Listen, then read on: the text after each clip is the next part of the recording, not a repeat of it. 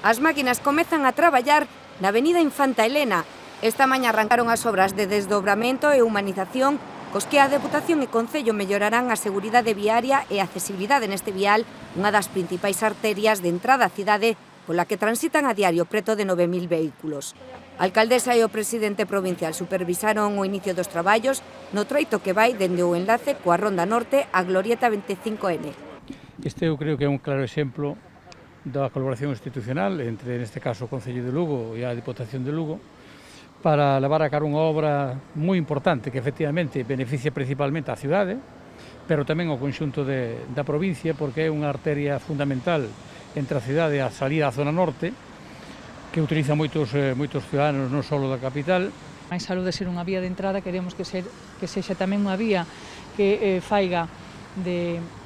zona de distribución dos vehículos para evitar incluso os vehículos rodados nas cidades, nos cascos históricos, que é un dos obxectivos. A institución provincial financia e executa as obras nas que inviste 1 millón de euros e o Concello impulsou o proxecto e aportou os terreos necesarios para acometer a actuación urbanística que responde ao modelo de cidade sostible que se está a implementar.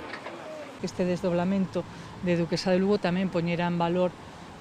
todo o contorno onde estamos, o barrio multiecolóxico que estará ubicado en esta zona, todas as actuacións que estamos facendo dentro do Life Lugo máis biodinámico tamén en colaboración coa Diputación, o propio edificio Impulsa Verde que tamén contempla a urbanización do proxecto, o propio carril bici que dará continuidade ao que xa está realizado como que se contempla en esta primeira fase do desdoblamento de Duquesa de Lugo, que ademais estamos a falar de desdoblamento, pero tamén como o propio nome indica do proxecto, do convenio, é a humanización.